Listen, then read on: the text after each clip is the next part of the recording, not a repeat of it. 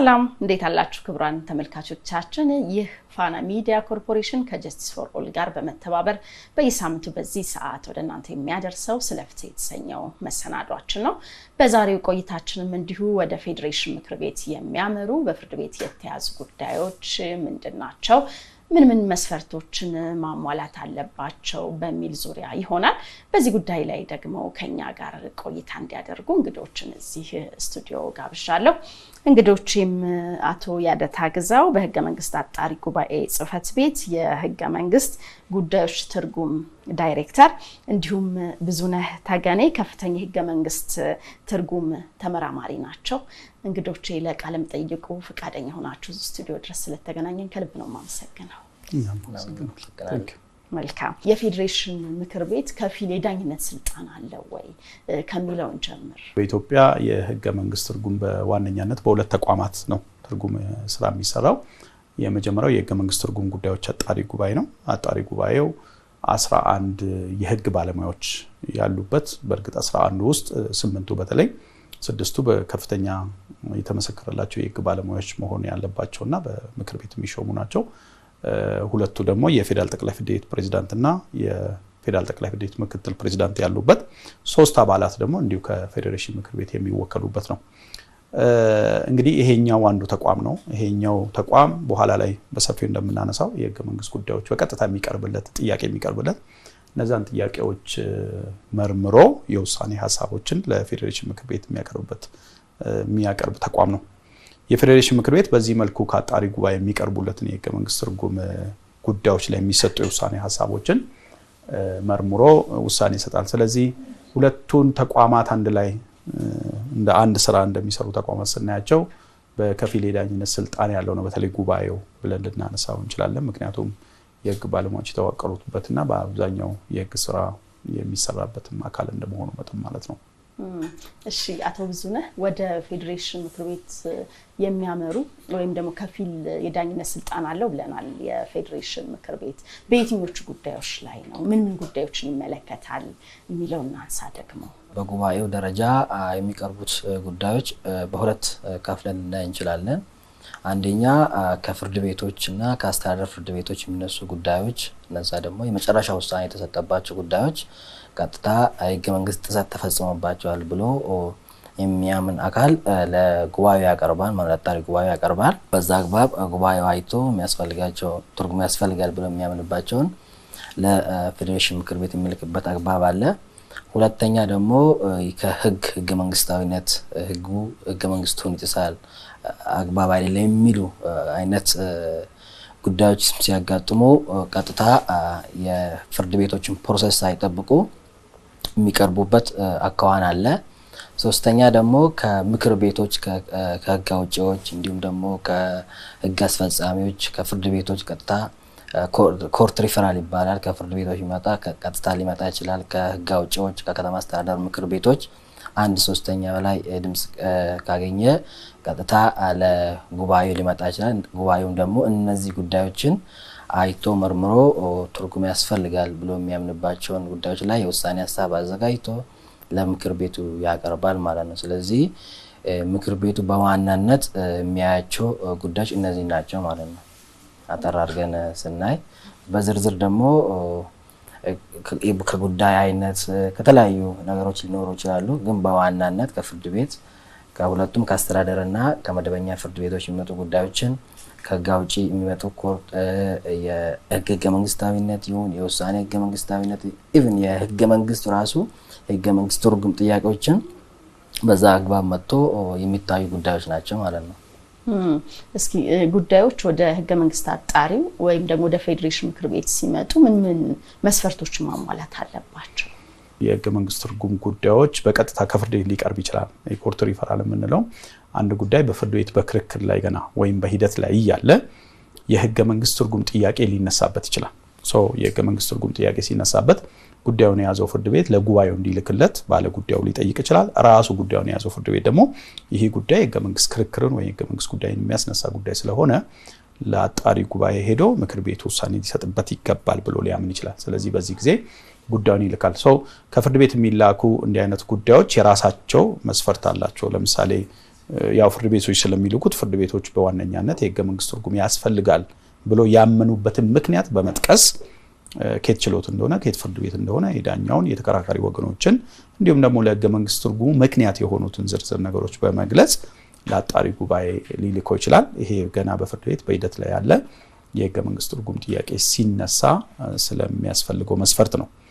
ሌላኛው ደግሞ ራሱ ከፍርድ ቤት ሳንወጣ አንድ ጉዳይ በፍርድ ቤት ክርክር ተካሂዶበት የመጨረሻ ውሳኔ ካገኘ በኋላ ለምሳሌ በእኛ ሀገር ሁኔታ የፌዴራል ጠቅላይ ፍርድ ቤት ሰበር ሰሚ ችሎት ነው የመጨረሻው የዳኝነት ስልጣን የሚሰጠውና የካሴሽን ቤንች ወይ ሰበር ሰሚ ችሎቱ የመጨረሻ ውሳኔ ከሰጠበት በኋላ በዚህ ውሳኔ ህገ መንግስታዊ መብቴና ጥቅሜ ወይም ነፃነቴ ተጥሷል የሚሉ ባለ ጉዳዮች ወይም ተከራካሪዎች የህገ መንግስት ትርጉም ጥያቄን በመጨረሻ ለጉባኤ ሊያቀርቡ ይችላሉ። በዚህ ጊዜ ደግሞ የሚያስፈልጉ በዋነኛነት የሚታወቁ መስፈርቶች አሉ። በየደረጃው የተሰጡ የፍርድ ቤቶች ውሳኔ ለዚህ ህገ መንግስት ትርጉም ምክንያት የሆኑ ውሳኔዎች ማለት ነው ከሰበሩ ጀምሮ ጉዳዩ ከጀመረበት ፍርድ ቤት እስከ ሰበሩ ያሉት በየደረጃ የተሰጡ ውሳኔዎች እንደ ማስረጃ ሊያያዙ ይገባል። ምክንያቱም የህገ መንግስት ትርጉም ጥያቄው የሚቀርበው በእነዚህ ውሳኔዎች ላይ ስለሆነ በእነዚህ ውሳኔዎች አብሮ እንደ ማስረጃ ይያያዛሉ።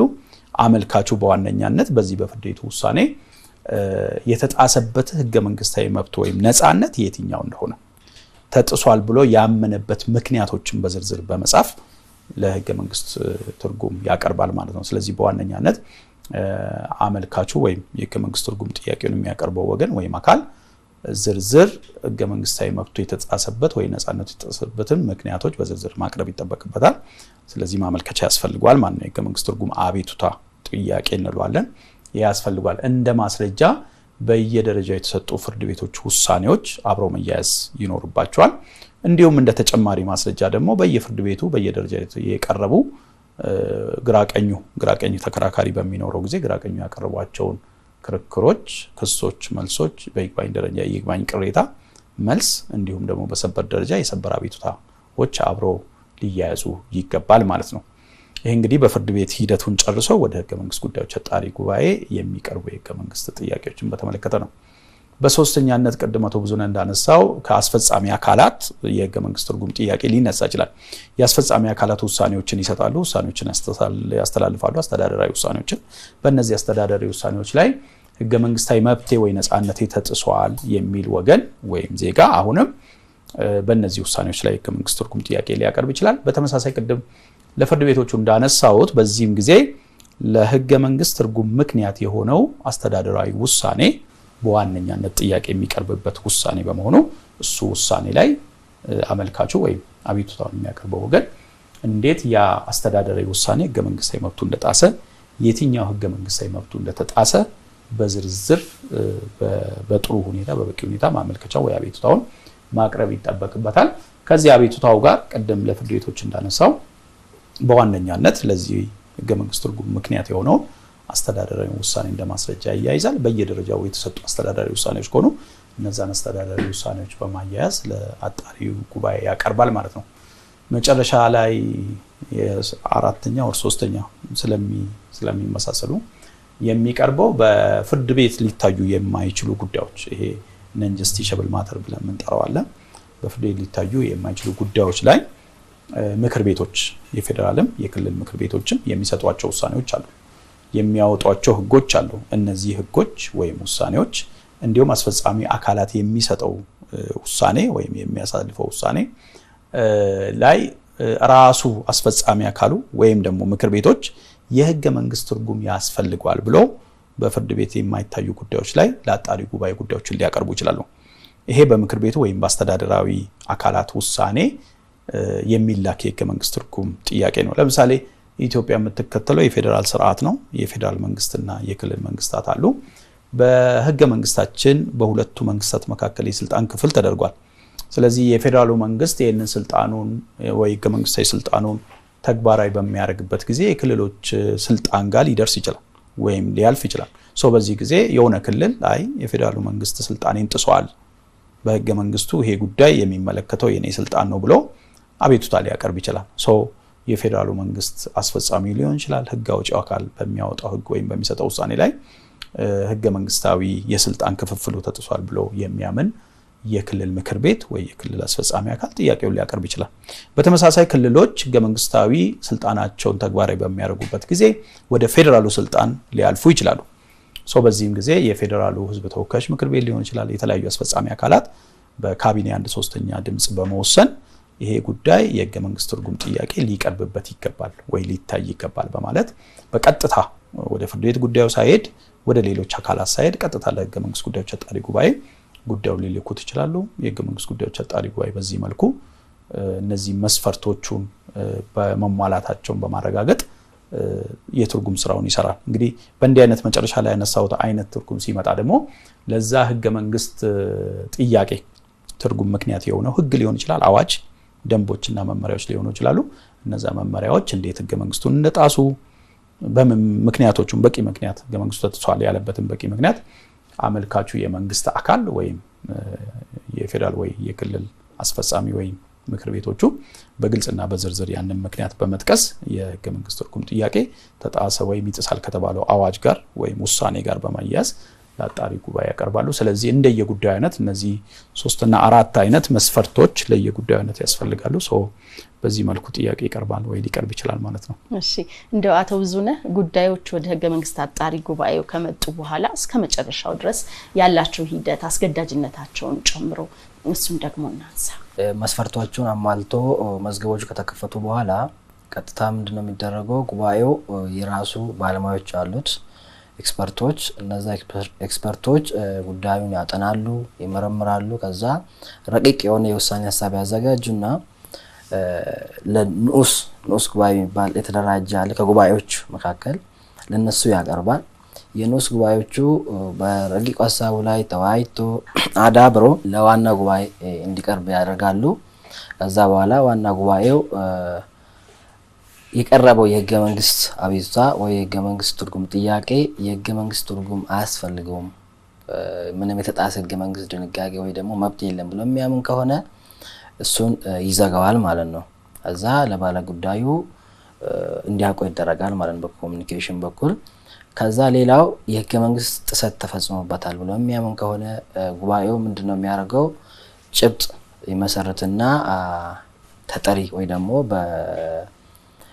በአቤቱታ አቅራቢው ጋር ተከራከሩ ከነበሩ ሰዎች ጋር እነሱ መልስ እንዲሰጡበት አስተያየት እንዲሰጡበት ያደርጋል። ከዛም ባለፈ ደግሞ ጉዳዮቹ ጠቃሚ ናቸው ብሎ የሚያምን ከሆነ ለሀገሪቱ ሂሪንግ ወይ ደግሞ የመስማት መድረክ ያካሂድበታል። ከዛ በኋላ ግብአቶችን ከሰበሰበ በኋላ መልስም ከተሰጠበት በኋላ እንደገና የውሳኔ ሐሳብ ሆኖ እንዲዘጋጅ ይደረጋል። ውሳኔ ሐሳቡ ላይ ደግሞ በጉባኤ ደረጃ ውይይት ይደረግበታል። ውይይት ተደርጎበት ትርጉም ያስፈልጋል የሚል መደምደሚያ ላይ ከተደረሰ በአብላጫ ድምጽ የውሳኔ ሐሳብ ሆኖ ለምክር ቤቱ ይላካል ማለት ነው።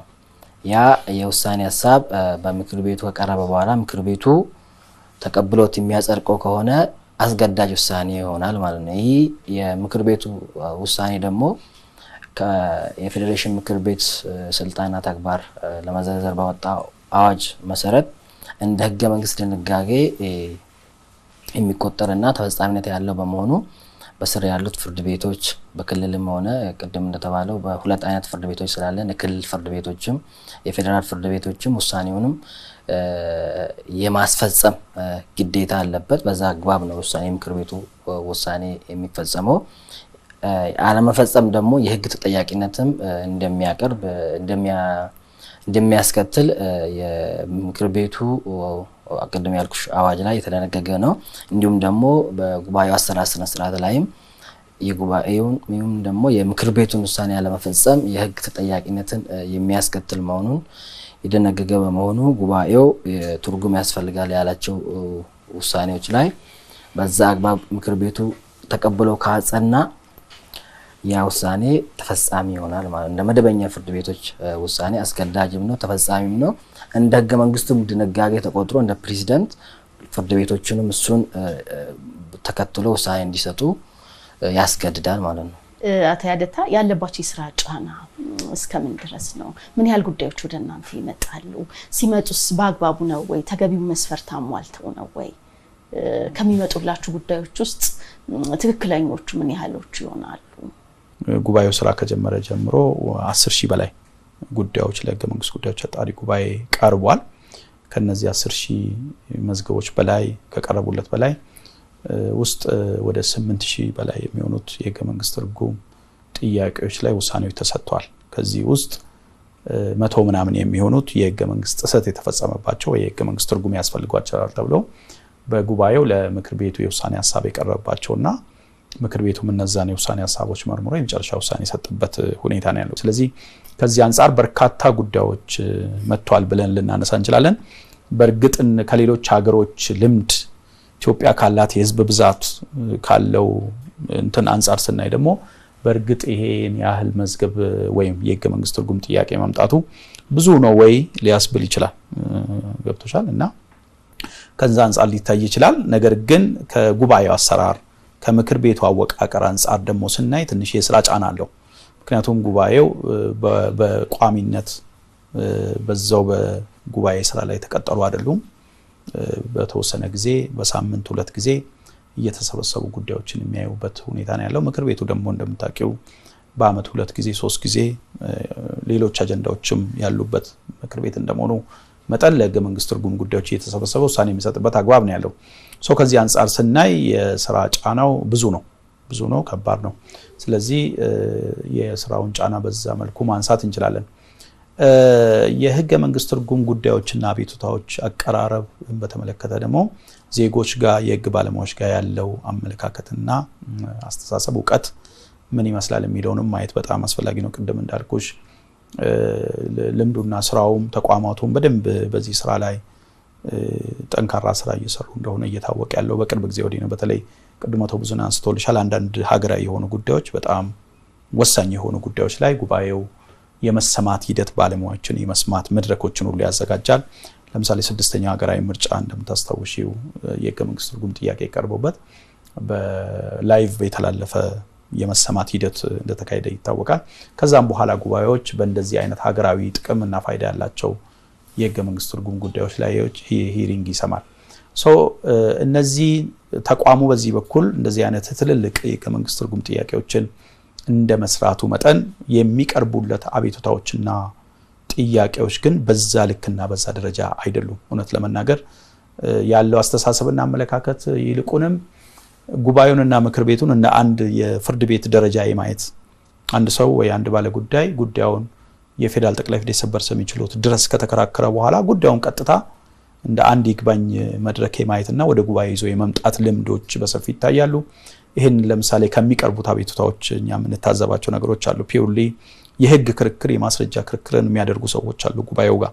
ይልቁንም ጉባኤው ወይ ፌዴሬሽን ምክር ቤት በህገ መንግስቱ የተሰጡ ስልጣኖችና ኃላፊነት ህገ መንግስቱን የመተርጎም ህገ መንግስታዊ መብትና ነፃነቶች ጥሰት ሲኖር ለዛ ያንን ህገ መንግስታዊ መብትና ጥሰት መጣሱን የሚያመለክቱ ምክንያቶችን በበቂና በእውቀት ላይ የተመሰረተ ህገ መንግስታዊ ትርጉም ጥያቄና ክርክርን ማቅረብ ነው ኖርማሊ ከባለ ጉዳይ የሚጠበቀው።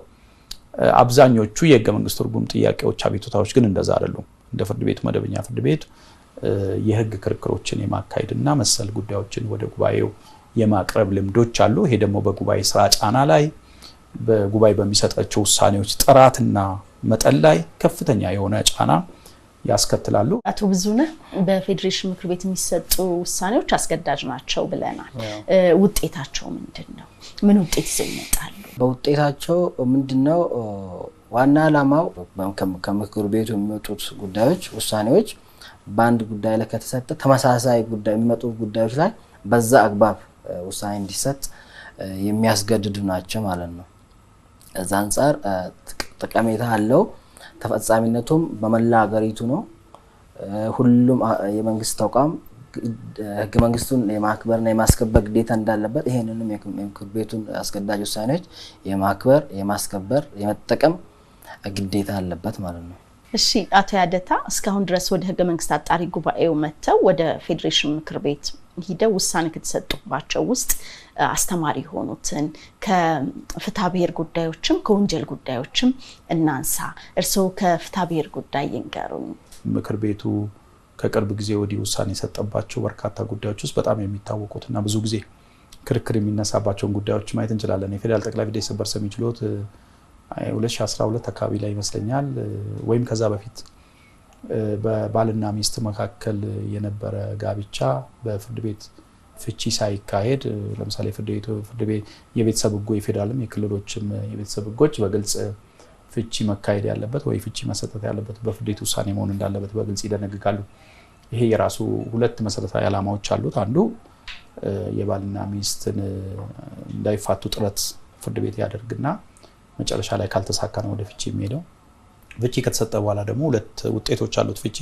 አንደኛው ንብረትን በሚመለከት ውጤት ይኖራል፣ ሁለተኛ ልጆች አስተዳደግን በተመለከተ የፍቺ ውጤት ብለን እናነሳቸው አሉ። በእነዚህና ሌሎች የፖሊሲና ሌሎች መሰረታዊ ጥያቄዎች ምክንያት ፍቺ በፍርድ ቤት ብቻ መሰጠት እንዳለበት አዲሱ የቤተሰቦች ህጎቻችን በቅርብ የወጡት ማለት ነው ከህገ መንግስቱ በኋላ የወጡት ህጎች ይሄን ይደነግጋሉ። በፊት በቤተሰብ በሽምግልና ምናምን ነበር ፍቺ የሚደረገው። ሰው ያ ነገር ቀርቶ ወደ ፍርድ ቤት የሄደበት የራሱ በቂ ምክንያቶች አሉ። ሰው አንዳንድ ባልና ሚስቶች ግን ወደ ፍርድ ቤት ሄደው ፍቺ ውሳኔ ሳያገኙ በአካል ተለያይተው ይኖራሉ ለረጅም ጊዜ።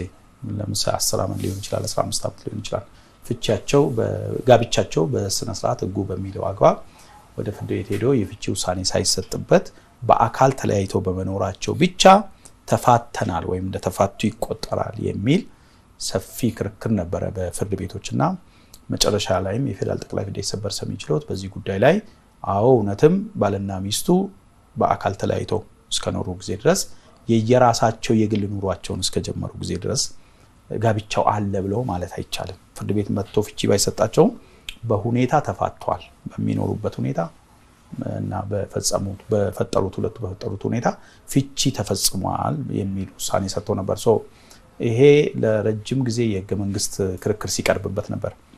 የቤተሰብ ህጎቻችን ግልጽ ናቸው፣ ፍቺ መስጠት ያለበት ፍርድ ቤት ብቻ ነው እንጂ ባልና ሚስቱ ተለያይተው ስለኖሩ ብቻ ፍቺ አለ ብሎ ማለት አግባብ አይደለም። ይህ ህገ መንግስታዊ ነው። ህገ መንግስቱ ለቤተሰብ ለልጆች ለንብረት በጋብቻው ስለሚፈራው ንብረት ተገቢውን ጥበቃና እንክብካቤ ስለሚያደርግ እነዚህ ውሳኔዎች በዚህ በህገ መንግስቱ ላይ የተጠበቁትን መብቶችን የሚጥስ ነው የሚል ክርክር ነበረ። ጉባኤውም ሰፊ ጥናቶችን በተለያዩ አካላትም በራሱ ኤክስፐርቶችም ሲያደርግበት ከቆየ በኋላ በእርግጥም የቤተሰብ ህጉ ፍቺ በፍርድ ቤት ብቻ እንዲሆን ያለበት ምክንያት ምንድነው? ሰበር ሰሚ ችሎቱ አይ ቤተሰብ ህጉ እንዲቢልም ባልና ሚስቱ በአካል ተለያይተው ከኖሩ የየራሳቸውን የግል ኑሮ ከጀመሩ እንደ ፍቺ ቆጥራሉ የሚለው ሳይፋቱ ፍቺ ወይ በሁኔታ መፋታት ተብሎ ስም የተሰጠው አይነት ፍቺ ህገ መንግስታዊ ነው ወይስ አይደለም የሚለው በሚገባ መርምሮ ህገ መንግስታዊ አይደለም። ምክንያቱም ፍቺ በፍርድ ቤት ብቻ እንዲሆን የቤተሰብ ህጎች የደነገጉበት ዋነኛው ዓላማ እና ምክንያት አለው። እነዚህ ዓላማዎችና ምክንያቶች ደግሞ በህገ መንግስቱ ጥበቃ ተደርጎላቸዋል። ቤተሰብ እንዲሁ ዝም ብሎ አይመሰረትም። ቤተሰብ እንዲሁ ዝም ብሎ ሊፈርስ አይችልም ወይም አይገባም። ህገ መንግስቱ ተገቢውን ጥበቃ ስለሚያደርግ የችሎቱ ውሳኔ ይህንን ህገ መንግስታዊ ጥበቃ የሚጥስ ነው በሚል በእነዚህ ጉዳዮች ላይ ሰፊ በርካታ ብዙ ጉዳዮች ላይ ውሳኔ ተሰጥቷል። ስለዚህ ህብረተሰባችን እንዲያውቅ የምንፈልገው በዚህ አጋጣሚ አሁን እነዚህ ውሳኔዎች ቅድም እንዳልነው ገዢ ውሳኔዎች ናቸው። ስለዚህ ባልና ሚስት በአካል ስለተለያዩ አንደኛው ኢትዮጵያ አንደኛው አሜሪካ ስለሚኖር አንደኛው እዚህ አንደኛው አረብ ሀገር ስለሚኖር ፍቺ አለ ብሎ ማለት አይቻልም። የየራሳቸው ኑሮ ጀመሩ ተለያይቷል በአካል ቢባል እንኳን ህብረተሰቡ ወደ ህግ ስርዓት መምጣት አለበት። ቤተሰብ ህጉ በሚደነግገው አግባብ ወደ ፍርድ ቤት ሄዶ ለመፋታት ወስነው ከሆነ ውሳኔው በፍርድ ቤት እንዲሰጥ መደረግ አለበት። የንብረት ክፍፍል ንብረት ካላቸው መሆን አለበት። ልጆች ካላቸው የልጆች አስተዳደግ ላይ ፍርድ ቤት ተገቢውን ውሳኔ መስጠት አለበት። ቢኮዝ ፍርድ ቤት የልጆች አስተዳደግ ላይ ውሳኔ ሲሰጥ በህገ መንግስቱ ለህፃናትና ለልጆች የተጠበቁ መብቶች አሉ። በዓለም አቀፍ የሰብአዊ መብቶችና የህፃናት ኮንቬንሽኖች ላይ የተጠበቁ ሚኒመም ስታንዳርዶች አሉ። እነዛ ስታንዳርዶች መጠበቃቸውን መከበራቸውን ፍርድ ቤቶች በተገቢ ሁኔታ አረጋግጠው ውሳኔ መስጠት ስላለባቸው ከዚህ አንፃር የፌዴሬሽን ምክር ቤት ውሳኔ የሰጠበት ጉዳይና በጣም የሚታወቅ ጉዳይ ነው። በዳኞቻችን በፍርድ ቤቶች በጠበቆች ጋር ሰው ህብረተሰቡም ሰፊ ህብረተሰብ እንደዚህ አይነት ጉዳዮችን ቢያውቅ ቢረዳ መልካም ነው የሚል ነገር ስላለኝ ይሄን ጉዳይ እንደ ጥሩ ማሳያ ማንሳት ይቻላል። እሺ አቶ ብዙነህ እርስዎ ደግሞ አንድ ጉዳይ ከወንጀል ጉዳዮች ውስጥ አንዱ ከወንጀል አንፃር ጉባኤው ቀርቦ ጉባኤው ትርጉም ያስፈልጋል በማለት ለምክር ቤቱ ልኮ ምክር ቤቱም ትርጉም ያስፈልጋል በማለት የወሰነበት አንድ ጉዳይ አለ። እሱ ምንድነው አንድ ሰው ሊከሰስ ወይ ደግሞ ሊቀጣ የሚችለው በህግ በተነገገ ወንጀል ነው። ወንጀሉ በህጉ ይሄ ወንጀል ይሄ ድርጊት ወንጀል ነው ተብሎ በህግ ከተደነገገ ነው። ያ ድርጊት የሚያስቀጣው ያ ህግ እስካለ ድረስ ነው። በህግ ደግሞ አንድ ወንጀል አይደለም ወይ ደግሞ ወንጀል ነው ተብሎ ካልተነገገ ያ ድርጊት ወንጀል አይደለም ማለት። ስለዚህ ያ ሰው ወይ ያ የተጠረጠረ ሰው የተከሰሰ ሰው ባሌለ ህግ ወይ ደግሞ ህግ ያ ጉዳይ ወንጀል ነው ተብሎ ባልተነገገ ጉዳይ ወንጀል ነው ተብሎ ወይ በሌላ እጅ አዙር በሌላ ህግ አምጥቶ ቢቀጣ ያ አግባብ አይደለም፣ ህገ መንግስታዊ ነው። በወንጀል ህግ መሰረት አንድ ድርጊት ወንጀል ነው ተብሎ ከተደነገገ ወይ ሰው እንዳይፈጽም ተብሎ በህግ ተደርጎ ከወጣ ከዛ በኋላ ነው ሰው ያንን ድርጊት ከፈጸመ መቀጣት ያለበት እንጂ ባልወጣ ህግ ሰው ሊቀጣ አይገባም በማለት ምክር ቤቱ የህገ መንግስት ትርጉም የሰጠበት ጉዳይ አለ። ከዛ ባለፈም ደግሞ በሌሎች ጉዳዮች ለምሳሌ ከአዋጅ 4767 ጋር ተያይዞ ብዙ ጥያቄዎች ብዙ ክርክሮች በፍርድ ቤቶች ደረጃ ሲካሄዱ እንደነበረ የሚታወቅ ነው።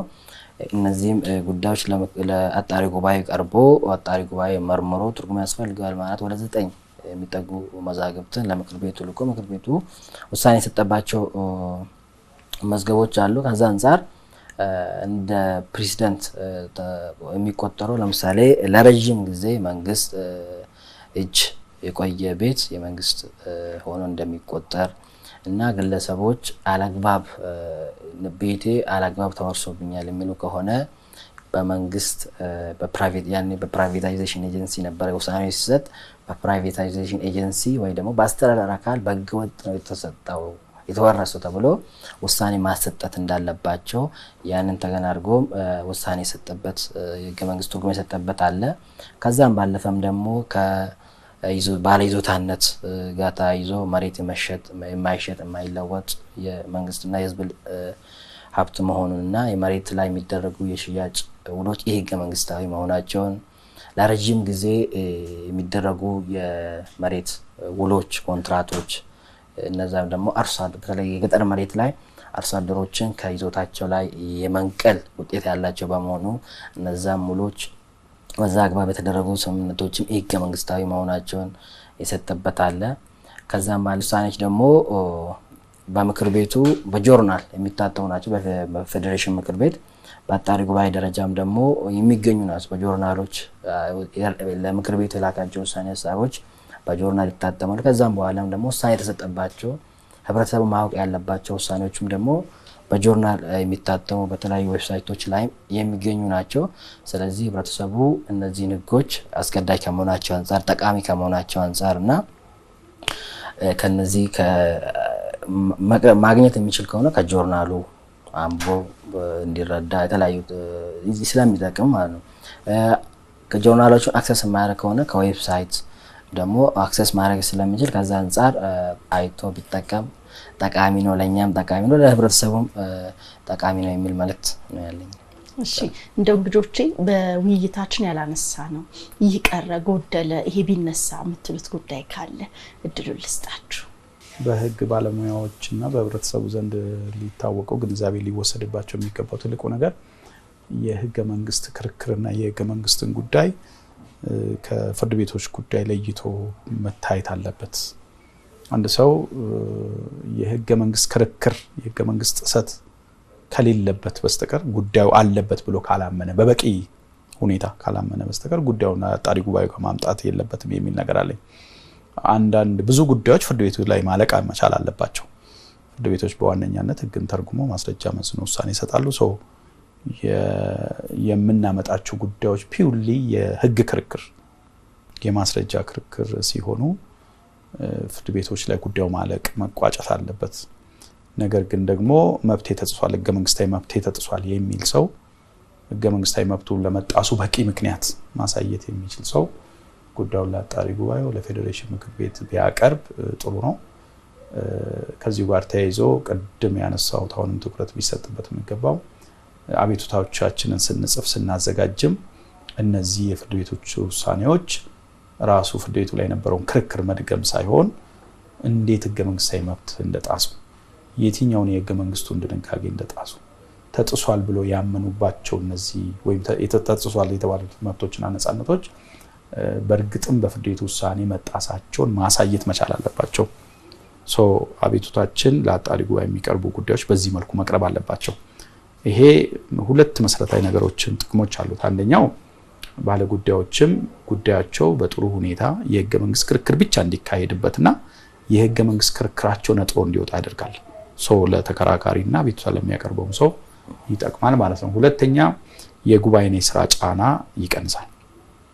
የጉባኤ ስራ ጫና ስል ጉባኤው የሚሰጣቸው ውሳኔ ሐሳቦችና ውሳኔዎች ጥራት ያላቸው የህገ መንግስት ክርክር ብቻ የሆኑ ህገ መንግስታዊ ጥያቄዎች ብቻ የሆኑ እንዲሆኑ ያደርጋል። በእነሱ ላይ ትኩረት እንዲያደርግ ያደርጋል። ይሄ ውጤቱ ጁሪስፕሩደንስ ወይም ለወደፊትም ጥሩ የህገ መንግስት ትርጉም ስርዓት በመዘርጋት ሂደት ውስጥ ከፍተኛ ጥቅምና አስተዋጽኦ ይኖራቸዋልና ህብረተሰቡ ከዚህ አንፃር በዚህ ላይ ትኩረት ሊያደርግ ይገባል። ጉዳዮቹ ወደ አጣሪ ጉባኤ ሲያመጣ እነዚህን ነጥቦች በጥንቃቄ ሊያቸው ሊያጤናቸው ይገባል የሚል መልእክት ማስተላለፍ ፈልጋለሁ። አቶ ያደታ ገዛው በህገ መንግስት አጣሪ ጉባኤ ጽህፈት ቤት የህገ መንግስት ጉዳዮች ትርጉም ዳይሬክተር፣ እንዲሁም አቶ ብዙነህ ተገኔ በህገ መንግስት አጣሪ ጉባኤ ጽህፈት ቤት ከፍተኛ የህገ መንግስት ትርጉም ተመራማሪ እዚህ ስቱዲዮ ድረስ ተገኝታችሁ ለሰጣችሁን ሰፊ ማብራሪያ ከልብ ነው ማመሰግነው። እናመሰግናለን። ክቡራን ተመልካቾቻችን በዛሬው የስለ ፍትህ መሰናዶ ወደ ህገ መንግስት አጣሪ ጉባኤ እንዲሁም ወደ ፌዴሬሽን ምክር ቤት የሚያመሩ ጉዳዮች የትኞቹ ናቸው፣ ወደዛ እንዲሄዱስ መስፈርቶቹ ምን ምንድናቸው በሚል ጉዳይ ላይ እንዲህ ሰፊ ቆይታ አደረግን። ሳምንት በሌላ የስለ ፍትህ መሰናዶ እስከምንገናኝ ድረስ ቸርን ሰንብት።